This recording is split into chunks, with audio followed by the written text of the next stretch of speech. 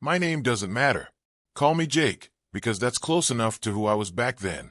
23 years old, $10 an hour, and about to build something out of nothing for a company that would spend 2 years pretending to care about me before throwing it all away, because one insecure man couldn't stand watching someone else succeed. But before I tell you how he lost everything, his title, his department, his career, and eventually his job, I need you to understand exactly what he took from me first. Because this isn't just a story about revenge. It's a story about what happens when you build something with your bare hands. Watch someone with a title and an ego rip it apart out of pure impatience, and then quietly, patiently, make sure the universe evens a score. Let's rewind. I started at one of those big box hardware stores you've probably shopped at 100 times.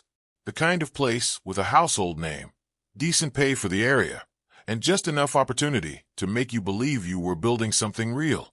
I wasn't hired to be special. I was hired to stock shelves and ring up paint cans. But I learned fast. Faster than anyone expected. Within a year and a half, I wasn't just an employee anymore. I was the guy. The one who could mix paint, cut keys, write installation contracts, walk a customer through plumbing problems, and rattle off the pros and cons of every appliance model on the floor without blinking. Management started calling me their Swiss Army employee. I wore that nickname like a badge of honor. I was building a reputation. I thought that reputation meant something. 2 years in, that reputation paid off, or so I thought. The company was launching something brand new, an all-in-one interior renovation and remodeling service. Full design consultations, contractor coordination, product selection, marketing, the works. And because of everything I taught myself, they built the position around me. I'd be the right hand to the designer they brought in, a sharp, talented woman I'll call Marissa. Together, we were supposed to turn this half-baked idea into a real business line for the store. I was still making $10 an hour. In 2015, for a job that required me to write contracts, manage vendor relationships, and represent the company's brand new flagship service. But I didn't complain. I believed I was investing in something. I believed hard work got noticed.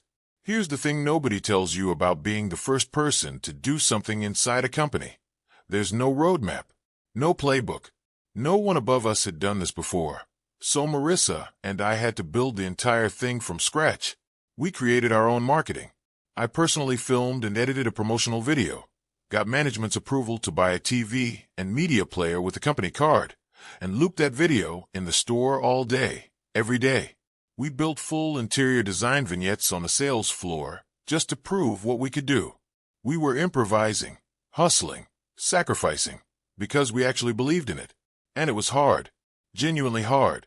The service was expensive, thousands more than a customer could get from an independent contractor, because every product had to come from our store at retail-adjacent pricing, even with our best discounts. We were charging an average of $3,000 more in labor alone for something as simple as a small bathroom remodel. In a lower-income part of town where everybody already knew a guy who could do it cheaper under the table. That was a brutal sell. We were fighting the odds every single day. But we were winning. Slowly. Painfully. By month 8, we had clawed our way to 7th in the entire region for a brand new pilot program. 7th out of every store running this thing. That wasn't luck. That was 2 people refusing to quit. That's when Devin decided he'd had enough of waiting. Devin was the assistant manager. In the beginning, he'd actually been one of our biggest supporters, present for every planning meeting, full of energy, seemingly invested in the vision. But somewhere along the way, the slow grind of building something from zero wore down his patience. Contractors flaked. Customers got cold feet once they saw the price tag. Deals fell through after we'd already poured hours into design consultations. None of that was something Marissa or I could control. Devin didn't care. In his mind, someone had to be blamed, and it clearly wasn't going to be him. So he decided it was Marissa's fault. Never mind that he had zero authority over contractor quality or final pricing. Never mind that she was doing exactly what the job required. In his eyes, she didn't know what she was doing, and he was going to make some changes. What followed wasn't leadership. It was theater. Devin started hovering over every interaction, offering suggestions that made no sense operationally, and pressuring us to rush customers towards signing before they were ready, with zero regard for the fact that we were talking about tearing apart someone's actual home. No concern for liability. No concern for realistic timelines. Just pressure, ego, and impatience wearing a manager's badge. You could feel it in the air every time he walked onto the floor. That specific kind of dread when someone with a little bit of power decides to use all of it, just to prove he can. Customers noticed the shift too. They felt rushed, nervous, and one by one, they started backing out. Deals that had taken weeks to nurture evaporated in days. For the first time in 6 months, our design pipeline went from 3 active projects to 0. Silence. After everything we'd built, Devin's response wasn't to look inward. It was to escalate. If pushing harder hadn't worked yet, the solution, in his mind, was to push even harder. And when that still didn't produce instant results, he did the one thing that broke something in me permanently. He fired Marissa. Just like that. The designer who had built this program from absolute scratch alongside me, who had put her professional reputation on the line for a service nobody at corporate had bothered to properly support, gone, because a man who understood none of the actual work decided she was an easy scapegoat for problems entirely outside her control.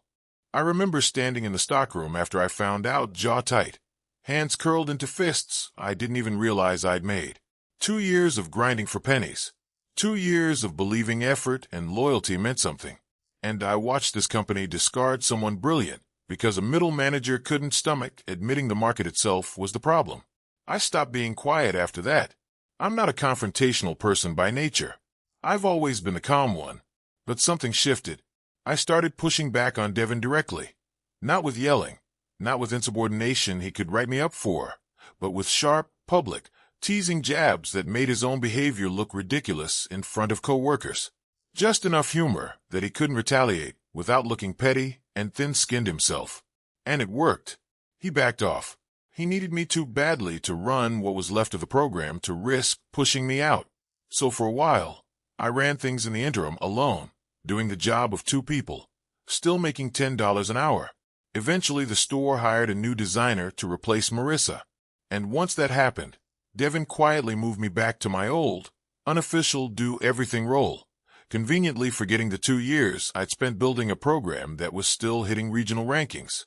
I watched promotion after promotion go to other people. Longtime employees who'd been at the company since they were 18, shuffled sideways into openings I was more qualified for.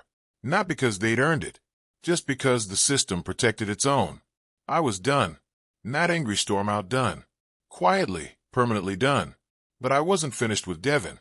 Not yet. A few weeks later, an email went out store-wide, an anonymous internal survey where employees could rate their managers. Completely confidential, or so everyone assumed. Here's what most people didn't realize. The store's shared computers were always logged into one generic staff profile, session after session, department after department. I wrote the survey link down, quietly confirmed with a co-worker that the link wasn't unique to any single employee. And then I started walking. Every department I passed that day, I stopped at a terminal and filled it out again. I didn't lie. I didn't invent anything. I wrote real opinions, phrased just carefully enough that they read as backhanded compliments. The kind of review that sounds almost positive until you actually think about what it's saying. Comments that mirrored exactly how staff actually felt about him, just finally put into words instead of muttered in the break room. 10 times. 10 different terminals. 10 honest voices that had never had a real outlet before. I hit submit for the final time, closed the browser, and walked back to my department like nothing had happened. No dramatic confrontation. No slammed doors. Just paperwork and patience. The change in Devin was almost immediate. He got quieter. He stopped making eye contact with people in the break room. Whatever those reviews said, and I'll never know exactly how corporate weighed them, something clearly landed. A couple of weeks later, he resigned from his assistant manager position entirely and transferred to an exterior design role on the opposite end of the store. The irony wasn't lost on me. The same kind of design support position he dismissed Marissa for failing at, he now had to learn from the ground up himself. I left the company a couple of months after that, moving on to a tech support job with the Department of Homeland Security. Better pay actual respect, an actual path forward. But while I was still in training for that new job, an old co-worker texted me an update from the store. Devin had been fired. Both of them, Devin and Marissa, let go from that store around the same time of year. Christmas. One deserved it. One never did. I don't know if Devin ever connected the dots. I don't know if he ever understood that the discomfort he felt in those final weeks was the exact same helplessness he'd forced onto a woman who did nothing wrong except work under someone who needed a scapegoat. Maybe he learned something from it. Maybe he didn't. But there's a strange kind of justice in watching someone finally feel, even for a moment, what it's like to be discarded for someone else's failure. I built that program with my hands and my time, and way too much unpaid effort. He tore it down because he couldn't stand watching it succeed without total control. And in the end, the truth didn't need me to shout it from a rooftop. It just needed a little room to breathe. 10 honest voices, one quiet afternoon, and a company that, for once, was actually paying attention. If this story hit different for you, if you've ever watched someone incompetent tear down something you built with your own two hands, smash that like button right now. Subscribe if you want more stories exactly like this one. And drop a comment below. What's the most satisfying, real-life karma you've ever witnessed play out? I read every single one.